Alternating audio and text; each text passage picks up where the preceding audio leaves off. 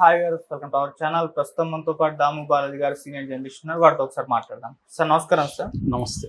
Sir, ప్రపంచంతో పోటీ పడలేకపోతున్నారని చెప్పేసి తన ఇద్దరు పిల్లల్ని కూడా బకెట్లో నీళ్ళలో ముంచి చంపేశారు ఒక తండ్రి. ఇప్పుడు ఇది అందరినీ కూడా ఆశ్చర్యపరిచింది అండ్ కోపోద్రేకాలు కూడా గురి చేసింది. అసలు ఏ విధంగా చూడొచ్చు అంటారు ఈ ఇన్సిడెంట్? ఏం జరిగింది, మరి మీరేం చెప్తారు సార్ దీనికి సంబంధించి? మొన్ననే మనం అక్సిగూడలో ఒక కుటుంబం భర్త భార్య కలిసి ఇద్దరు పిల్లల్ని చంపేసి ఒక ఆడ పాపను టీనేజ్ పాపను బాబును చంపేసి తామిద్దరం కూడా ఊరేసుకుని చనిపోయారు.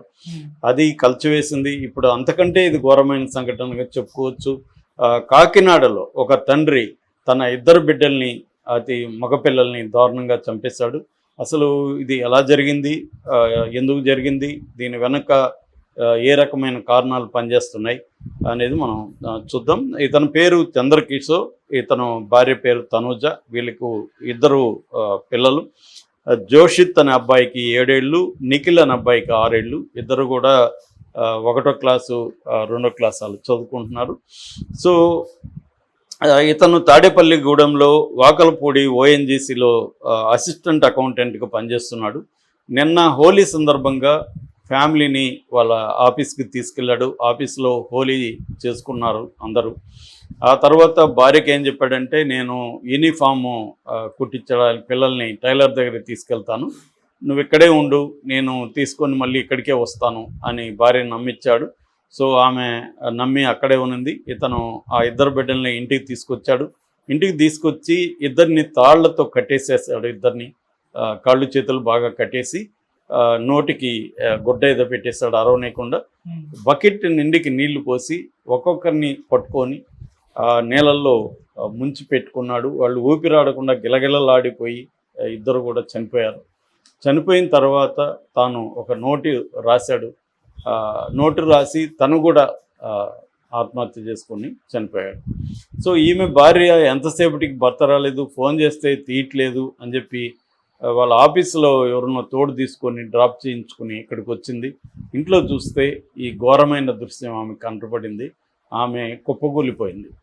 సో ఈ సంఘటన ఒక్కసారిగా కాకినాడలోనే కాకుండా మొత్తం తెలుగు రాష్ట్రాల్లో సంచలనంగా మారిపోయింది.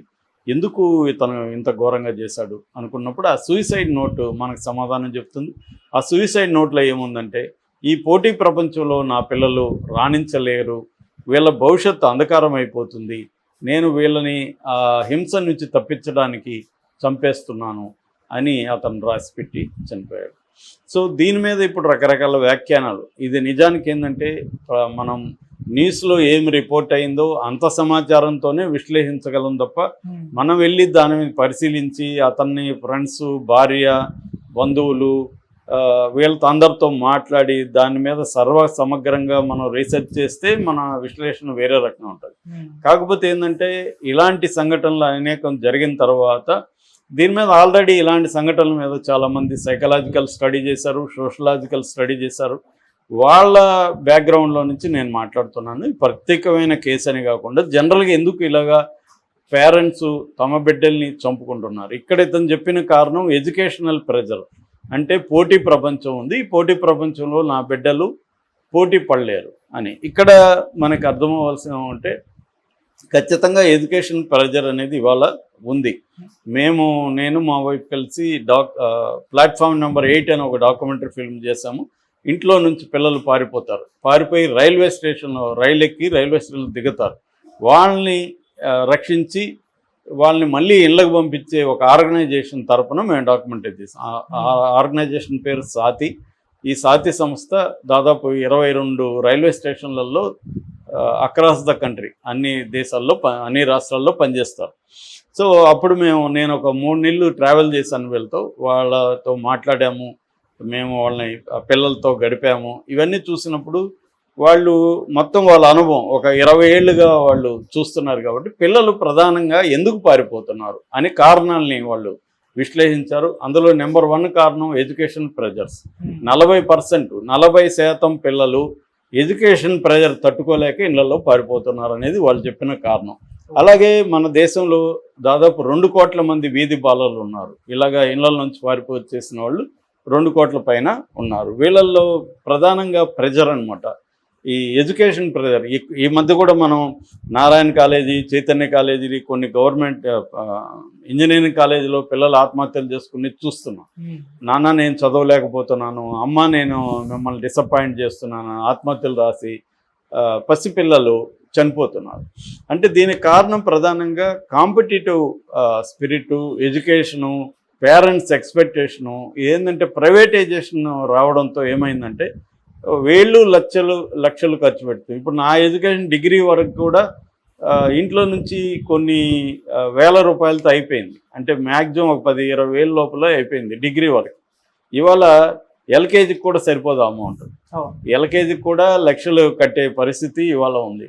సో అందువల్ల పిల్లల మీద ప్రెజర్ ఆటోమేటిక్గా ఒక బాబో పాప మీద ₹1,00,000 కడుతున్నారు పర్ ఇయర్ అంటే వాళ్ళ మీద ప్రెజర్ ఆటోమేటిక్గా వచ్చేస్తుంది. ఇంకా పేరెంట్స్ కూడా గమ్మున ఉండరు కదా, ప్రతిరోజు ప్రతి గంట వాళ్ళ మీద పోగొస్తుంటుంది.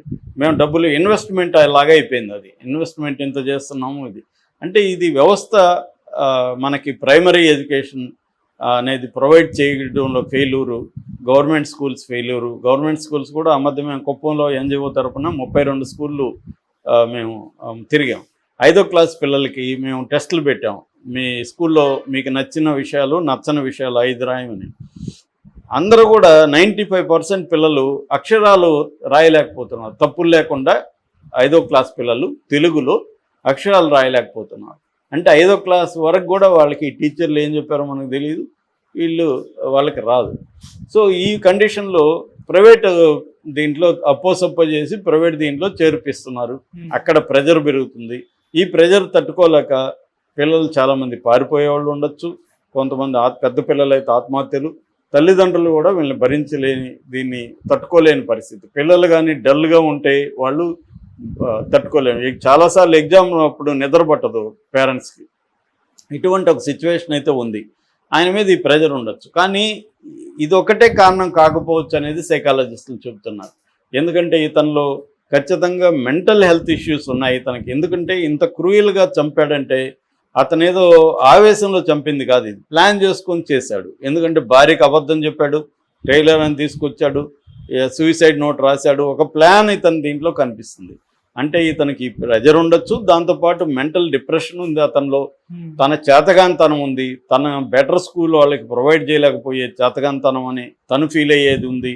ఎందుకంటే ఇవాళ చాలామంది పేరెంట్స్ కంపారిజన్ ఉంటుంది. ఫలానా వాళ్ళు ఆ స్కూల్లో చదువుతుంటారు, మన ఫ్రెండ్ వాళ్ళు, మన పిల్లోడేమో ఈ స్కూల్లో చదువుతుంటాడు. ఈ కంపారిజన్ ఉంటుంది. వాడేమో ఇంగ్లీషు దుమ్ము లేపుతుంటాడు ఇంటికి వస్తే, మన ఇంటికో లేకపోతే మన వాళ్ళ ఇంటికి పోయినప్పుడు. మన పిల్లోడికేమో ఇంగ్లీష్ రాదు.